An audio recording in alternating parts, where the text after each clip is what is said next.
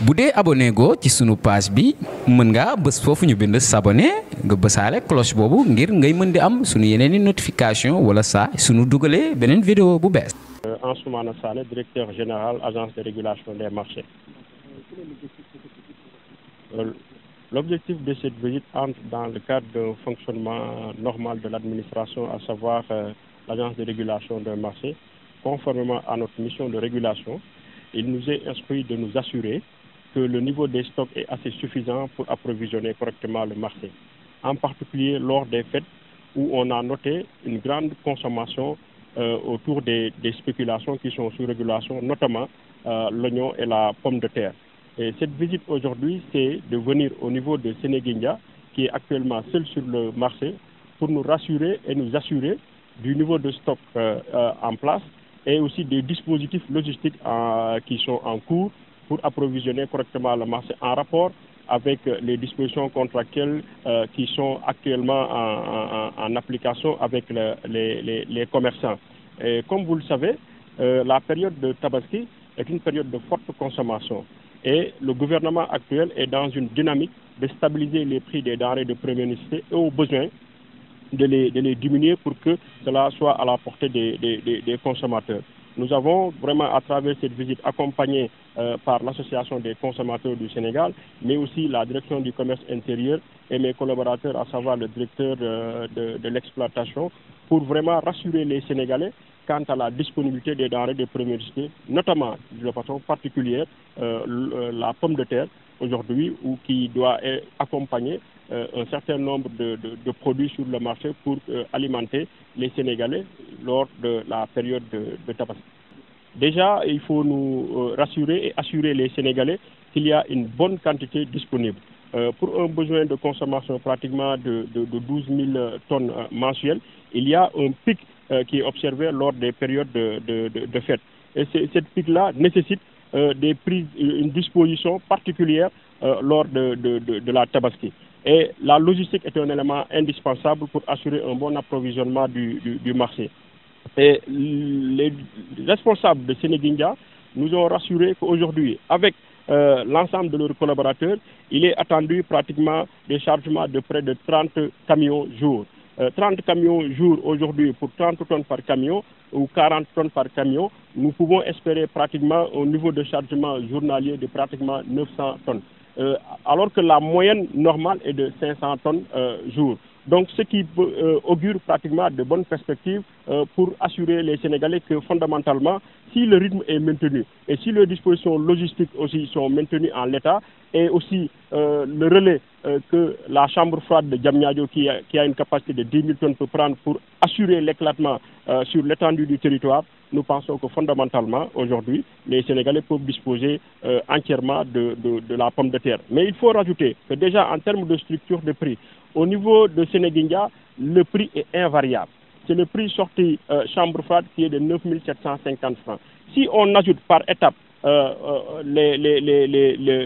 tout cas la marge bénéficiaire, le prix arrivé consommateur ne devrait pas dépasser 12 000 francs, maximum 12 000 francs. Donc c'est vraiment le lieu pour moi de rappeler et d'inviter les commerçants à garder la structure des prix telle qu'elle pour éviter les spéculations et qui ne sera pas fortement en concordance avec la volonté du gouvernement qui est aujourd'hui de maintenir les prix à un niveau acceptable. Pour l'oignon, il n'y a pas d'inquiétude à ce niveau. Aujourd'hui, pratiquement pour en tout cas un besoin de consommation de 30 000 tonnes, nous avons au niveau de stockage, en tout cas en termes de disponibilité, qui avoisine pratiquement les 70 000 tonnes ou 75 000 au regard de ce que nous avons fait comme évaluation du niveau des stocks. Et il y a encore une bonne partie qui est au niveau des récoltes, et même ici à Sénéguindia, il y a encore une bonne partie qui est au niveau des chambres froides. Déjà, il faut noter que le prix appliqué sur le marché actuellement, déjà sorti plateforme, n'est pas encore arrivé au niveau du prix conseil. Donc les producteurs vendent en deçà du prix conseil, ce qui fait que sur le marché fondamentalement, le niveau est acceptable. Et je pense que contrairement à la pomme de terre, au niveau de l'oignon, on parle peut-être de mévente, on ne parle pas d'indisponibilité. Et les dispositions sont en train d'être prises en termes au plan administratif pour assurer une bonne commercialisation et éviter les pertes post-récolte. Déjà, inciter pour la mise à disponibilité du fonds de commercialisation, mais aussi favoriser la contractualisation entre les commerçants et les producteurs pour que le prix soit assez rémunérateur pour les acteurs, mais aussi abordable pour le consommateur. Waaw tukku nemmeeku bi dafa obéir à une tradition bi nga xamante ne nii tey ARM am na ko déjà loolu conformément ci li nga xamante ne ni moom lañ ko jox comme lettre de mission mooy xool nu ñuy def pour que marché bi ñu mën koo approvisionner de façon correcte et de façon permanente ñuy dëgmal li nga xamante ne nii mooy tabaski besoin de consommation bi di gën a am doole. li ñu def tey particulièrement ci pomme de terre moo ñu ñëw xool soit mi avril nga xam ne jamono ji moom kese moo nekk ci marché bi yan disposition moo fi nekk en terme logistique pour que li nga xamante ne nii mooy pomme de terre bii jóge fii mun a yegg fépp ci sénégalais yi parce que li nga xamante ne nii mooy niveau de stock wax dëgg yàlla liñ fi fekk ak li nga xamante ne loolu la marché fi soxla liñ fi fekk ëpp na sax li nga xamante ne moom la marché bi soxla le défi mooy ñu liggéey ci li nga xamante ne nii mooy logistique bi parce que fii mbaan ba ak fi nga xamante ne moom la ñuy approvisionner marché dafa xaw a sori nan la ñuy def pour que le niveau de chargement jour ñu mën ko baral yokku ko ba bi nga xamante ne ni du am benn rupture de stock ci yenn localité ñu rassurer ñu ki tey ñoom ak li nga xamante ne lëkkaloo nañ ko ak commerçant yi mën nañu assurer ni ki mën nañu def 30 camions jour loolu boo ko xoolee pratiquement nga gis ni pratiquement 900 tonnes mën na génn fii te loolu bu ci génnee pour un besoin de 500 tonnes en temps normal loolu mën na assurer marché bi mais dafa amaat beneen disposition supplémentaire boo xamante ne ni ñoom jël nañ ko mooy dañoo am chambre froide bu 10 000 tonnes bi nga xamante ne ni mu ngi jam ñaajo pour que mu gën a jege les zones de consommation loolu tamit rassurer nit ñi dinañ ko approvisionner de sorte que li nga xamante ne ni Dakar ak environ dañ koy soxla muy mën di jóge foofu di dem pour que bu mu am ci chaîne bi benn rupture waaye li ñu gën a dalal suñu xel mooy prix bi prix fii nii chambre froide boo xamante ne bu fi génnee 9750 la te loolu c'est un prix fixe donc ñu xamante sénégalais yi ni ki au niveau de Sénégindia amul benn spéculation bu fi nekk amul benn yokkute le prix bi nga xamante ne nii moom mooy le prix conseillé tenant compte des charges de stockage moom moo fi nekk boo jëlee marge yi nga xamante ne nii aux différents stades mën nañ ko fee teg normalement arrivé consommateur prix bi warul dépasser 12000 12000 mooy le maximum boo xamante ne nii loolu lañ mën a retenir ni ki loolu ci marge yi fa la mën a yem donc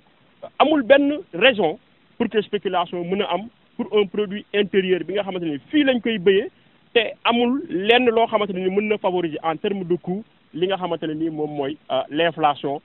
souvent yoo xam ne dañ koy noter ci période de fête donc ñiy woo ñi nga xamante ne nii mooy suñu mbokku commerçant yi ñu gën a xool askan bi xool li nga xamante ne nii moom seen akulaay taala pour que marge yi bénéficiaires yu ñu ciy teg bu mu doon marge yu jégg dayo pour que population bi mën jëfandikoo produit à des prix abordables. waaw lu jëm ci soble bi wax dëgg fa yàlla li ñu am ren ci stock dal na xel daaw heure bi pratiquement dañ nekkoon fondamentalement dans une période de tension parce que li nga xamante ne ni nit ñi bayoon nañ ko mujjul woon doy te gis nañ tabaski bi prix yi nga doon appliqué daaw bokkul ak prix ren yi au même moment bu fekkee dañuy def élément de comparaison donc li nga xamante ne nii moom moo fi nekk mooy liggéey ci disponibilité fonds de commercialisation bi pour jox ko ñi nga xamante ne nii moom mooy les acteurs de commerciaux pour que ñoom ñu mën a jënd li nga xamante ne nii mooy produit bi mën ko stocker dans des entrepôts adaptés pour que éclatement bi après mu mën a am pour que ñi nga xamante ne ñoom ñooy les acteurs ñi nekk ci chaîne bi ñu mën a am un prix ñoom ñu mën a jënd li nga xamante ne nii mooy produit bi mën ko stocker dans des entrepôts adaptés pour que éclatement bi après mu mën a am pour que ñi nga xamante ne ñoom ñooy les acteurs ñi nekk ci chaîne bi ñu mën a am un prix rémunérateur parce que prix conseil bi nga xamante ne nii xool nañ ko ba pare gannaaw ba ñu xaymaa charge d'exploitation yi gis nañ ni ki prix conseil bi sax yeggaguñ ci dañuy yéeg ba ci kanam wàccaat loolu may wane ni ki am na disponibilité bu am solo loolu bu ñu ko defee ak yeneen disposition d'accompagnement yi surtout en termes de contractualisation pour que commerçant yi di mën di lëkkaloog béykat yi pour jëndi produit bi je pense que loolu dina favoriser fondamentalement une bonne commercialisation mais jëlaat nañu woon yeneen disposition mooy def régulation entre les agrobusiness ñi am doole ba pare am capacité de stockage ak ñi nga xamante ni mooy les exploitants familiaux yoo xam ne ñoom amuñu li nga xamante ne nii moom mooy les infrastructures de stockage te variétés yi nga xamante ne ni ñoom la ñuy produire du mën di toog ci marché bi lu yàgg le temps que le marché soit dans les dispositions pour absorber le surplus donc ñooñu dañoo xaarandi woon ba ñi nga xamante ne ni mooy ñu ñëw doole yi mën a écouler seen produit waaye permettre nañu woon tamit dans la même période ñi nga xamante ne am nañ possibilité pour jaay bitim réew ñu mën koo jaay te loolu gis na. Les autorités de ce pays fondent un grand espoir pour l'exercice nous menant à la baisse des prix des denrées de première nécessité. C'est pourquoi les organisations commerçantes sont en train de négocier avec le gouvernement. Et c'est le lieu ici même, à quelques encablures de la Tabaski, de les inviter, ces organisations-là, Inokwa Diapo, Inokwa Yassay, Axis, à sensibiliser leurs membres pour qu'au moins qu'il n'y ait pas une spéculation, car au départ de Mbane, le prix ne varie pas vers la hausse. C'est 9 750 francs le sac de 25 kg. Donc, c'est à eux de sensibiliser leurs membres, vu leur position dans les négociations avec l'État, pour la baisse des prix des denrées de première nécessité. Ce serait inconcevable qu'un sac de pommes de terre revienne au consommateur à 13 000 francs, alors qu'au niveau de Mbane, le sac est de 9 750 francs, le sac de 25 kg. Je pense que la sensibilisation est nécessaire, vu que le ministère en charge du commerce et de l'industrie n'a pas encore pris l'arrêté pour fixer l'encadrement de ces prix-là, pommes de terre. Donc, nous comptons sur la sensibilisation, nous comptons sur les organisations commerçantes et nous comptons sur un esprit patriotique qu'ils doivent avoir et aider le gouvernement à mettre en place le vœu qui est la baisse des denrées de première nécessité. C'est vraiment l'occasion de servir par l'exemple. Parce qu'en période de Tabaski, la demande est forte, certes, mais vu que l'offre est suffisante, on ne peut pas tolérer une spéculation. D'ailleurs, ce n'est pas normal. Sur la logique qui est mise en place pour qu'au moins la monétisation soit plus rapide. Et je crois 30 à 45 camions par jour nous ont promis qu'il est possible de le charger ici et de le ventiler à travers le Sénégal. Cette mesure doit être respectée. Et je pense qu'au vu de ce qu'on a vu comme offre et logistique mise en place, je pense que les commerçants, malgré le risque qu'il peut y avoir, si on arrive à charger 30 à 45 camions, l'offre sera suffisante à travers le Sénégal. Il y a la qualité et il y a l'offre en place, donc les prix doivent être maîtrisés. Nous voulons un prix juste. Ne ku nekk mos te bañ am ñoo xam ne dañu xam. Gouvernement bi mu ngi négocier ak ñi nga xam ne ñooy fi teewal commerçant yi muy Inakwa Jàppo muy Inakwa Yeesal muy Axis. Kon ñu invité ñooñu comme position bi ñu am ci négociation yi nañu sensibiliser ñi nga xam ne ñoo bokk ci ñoom ba feet gi nga xam ne fa la ñu jëm muy tabaski bi nga xam ne ñëppay soxla pompiteer bi ak soble yi ñu jaayee njëg goo xam ne kenn du loru ñoom du ñu loru commerçant bi consommateur bi du loru ndaxte 9 750 saako 25 kilos bi fii ci Mbane kenn mënta nangu ñu yóbbu ko Ndakaaru ñu koy jaayee 13 000 francs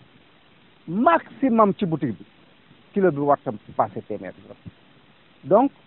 ñuy invité vraiment position yi nga xam ne moom lañ commerçant yi am ci négociation bi ñu sagal ñu ba duñu rus ci période bi nga xam ne ñun consommateurs yi ni ñu soxla pompiteer bi ak soble si danañu ko jaay ci njëg goo xam ne mucc na ayib ñoom duñu loru ñun duñu loru ku nekk mos te am ñoo xam ne dañuy bañ di xam parce que ku xam rek lor nga morom ko.